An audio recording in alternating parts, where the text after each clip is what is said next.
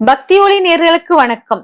இப்ப விருச்சிக ராசிகளுக்கு நம்மளுடைய வாக்குக்கும் மட்டுமல்லாமல் வருமானம் இரட்டிப்பாக்குவதற்கும் அதே போல் நம்மளுடைய குடும்பஸ்தானம் ரொம்ப பவர்ஃபுல்லா இருப்பதற்கு ரொம்ப முக்கியம். பொதுவா விருச்சிக ராசிக்காரர்கள் சொல்வதெல்லாம் சரி, நான் சொல்வதெல்லாம் கரெக்ட், நான் நியாயமா தான் பேசுறேன் அப்படிங்கிற ஒரு தாட் எப்பவுமே இருக்கும் அவங்களுக்கு. அவங்களுடைய எண்ணம் என்னன்னா நியாயமா உண்மையா அப்படிங்கிற மாதிரி ஒரு ஃபீல் கொடுக்குறவங்க.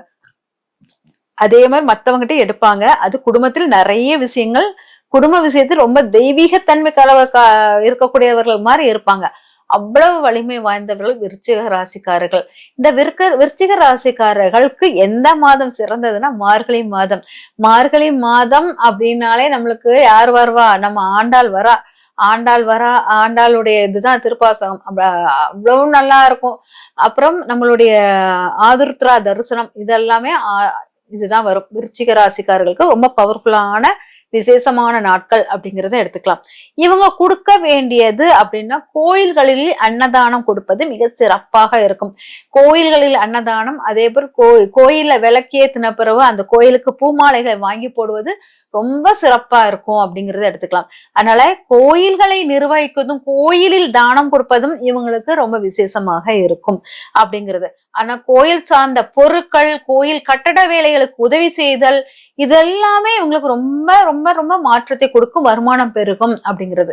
அதே மாதிரி இவங்க குடும்ப விஷயத்திலும் சரி, வருமான விஷயத்திலும் சரி, ரெட்டையாக வரும்.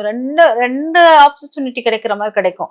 அதனால இவங்க குடும்பம் ரொம்ப பவர்ஃபுல்லான ஒரு வலிமையான குடும்பம் மாதிரி கோயில்ல தெரியும். அந்த மாதிரி அவங்க கோயிலுக்குள் முக்கியத்துவம் கொடுத்தவர்களாக மாறணும் அப்படிங்கிறது. அதே மாதிரி கொடுக்க கூடாத பொருட்கள் அப்படின்னு பாத்தீங்கன்னா, கொடுக்க கூடாதுன்னா பணம் காசை டைரக்டா கொடுக்க கூடாது யாருக்குமே. உங்களுடைய பணமோ நகையோ யார்ட்டையும் டைரக்டா கொடுத்தால் அது உங்களுக்கு லாஸ் ஆகும். அதனால பணம் காசுகளை டைரக்டா கொடுக்காதீங்க அப்படிங்கிறது. பொதுவாக நீங்க பெருமாளுக்கு காணிக்கையை கொடுக்கறது பணம் காசாக கொடுக்காமல், நகையாக கொடுக்காமல், நீங்க வெள்ளியாக கொடுக்கலாம். வெள்ளி பொருட்கள் கொடுப்பது மிக சிறப்பாக இருக்கும். அதனால வெள்ளி பொருட்கள், அப்புறம் பாத்தீங்கன்னா நகைகள் கொடுக்காமல் மெட்டீரியல், துணி வகைகள், அப்புறம் பழங்கள், ட்ரை ஃப்ரூட்ஸ், இந்த மாதிரி விஷயங்கள் பெருமாளுக்கு நீங்க கொடுக்கலாம். எடைக்கு எடை வைத்து கொடுப்பதும் சிறப்பாக இருக்கும். அதனால பெருமாளுக்கு இந்த மாதிரி பண்ணும்போது உங்களுக்கு சிறந்த மாற்றங்கள் வாழ்க்கையில உருவாகும் அப்படிங்கறத எடுத்துக்கலாம். அப்புறம் எந்த கோயில் முன்னால் யாருக்கு கொடுக்கணும்? பொதுவாக நீங்க நிறைய ஜீவ சமாதிகள் இருக்கும். அந்த ஜீவ சமாதிகளுக்கு அன்னதானம் பண்ணலாம். ஜீவ சமாதிகளுக்கு முன்னும் பண்ணுவது சிறப்பாக இருக்கும். எந்த உடை அணிந்து நீங்க கொடுக்கலாம் அப்படின்னு பாத்தீங்கன்னா, மெரூன் கலர் உடை அணிந்து கொடுப்பது சிறப்பாக இருக்கும். அதனால மெரூன் கலர் உடை அணிவது, இல்லாட்டா எல்லோ கலர் உடை அணிவது உங்களுக்கு சிறந்த பலனை கொடுக்கும். அதனால நீங்க யாருக்காவது தானம் கொடுக்கணும்னா மெரூன் கலர் போட்டு தானம் கொடுங்க. எந்த கிழமையில் கொடுப்பது நன்றாக இருக்கும் அப்படின்னா, வியாழக்கிழமை கொடுப்பது மிக நன்றாக இருக்கும். அதனால வியாழக்கிழமை கொடுத்தீங்கன்னா ரொம்ப சிறப்பாக இருக்கும். ஆல்ரெடி நான் சொல்லிட்டேன், ஞாயிற்றுக்கிழமை எல்லாரும் கொடுக்கக்கூடிய நாள். அதனால ஞாயிற்றுக்கிழமையும் கொடுக்கலாம் அப்படிங்கிறது. எந்த நேரம் கொடுக்கலாம் அப்படிங்கிறது என்னன்னா, கோயில் வைத்து கொடுப்பதுனால் கோயில் ஈவினிங் வைத்து கொடுப்பது சிறப்பாக இருக்கும். கோயில்லனால ஈவினிங் வைத்து கொடுப்பது நல்லா இருக்கும். இல்லாட்டா கோயில்ல காலையில கொடுக்கறது சிறப்பாக இருக்கும். ஈவினிங்னா விளக்கு வைத்ததுக்கு அப்புறம் கோயில்ல வைத்து தானம் கொடுப்பது சிறப்பாக இருக்கும். தானம் கொடுத்த பிறகு நம்ம செய்யக்கூடாதது அப்படின்னு பாத்தீங்கன்னா, தானம் கொடுத்தப்ப நம்ம செய்யக்கூடாதது என்னன்னா, மற்றவர்கள், அதாவது கோயிலை பற்றிய இழிவான சொற்கள் சொல்லக்கூடாது. இந்த கோயிலை இப்படி பண்ணியிருக்கலாமே, அப்படி பண்ணியிருக்கலாமே அப்படி சொல்லிட்டு குறைகளாகவே கண்ணில் பாக்குற மாதிரி பார்க்க கூடாது.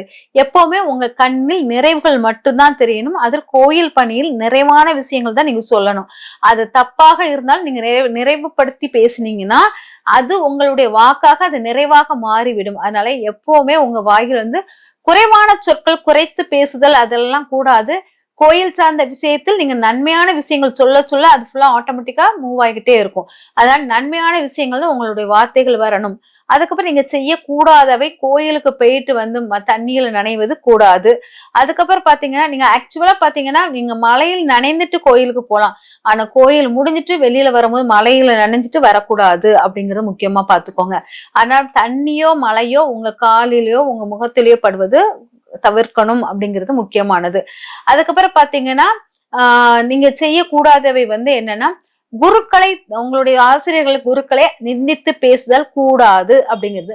அப்புறம் பௌர்ணமி, பௌர்ணமி நிலவு வழிபாடு உங்களுக்கு சிறந்த மாற்றங்களை கொடுக்கும் அப்படிங்கிறது முக்கியமானது.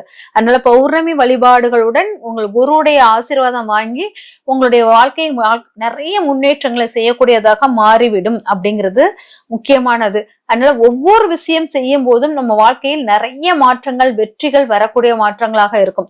அதனால அந்த வெற்றிகளை நம்ம கொடுக்கக்கூடிய தான தர்மங்கள் நம்மளுக்கு விதியை மாற்றக்கூடிய நிறைய சக்தியை கொடுக்கும். அதனால விதியை மாற்றக்கூடிய தான தர்மங்கள் உங்களுடைய வருமானத்தை ரெட்டிப்பாக்கக்கூடியதாக மாறும். இந்த மாதிரி வருமானத்தை மாற்றக்கூடிய விதிகளை நீங்க பின்பற்றி வாழ்வில் பல முன்னேற்றங்கள் அடைய மனப்பூர்வமான வாழ்த்துக்கள். நன்றி.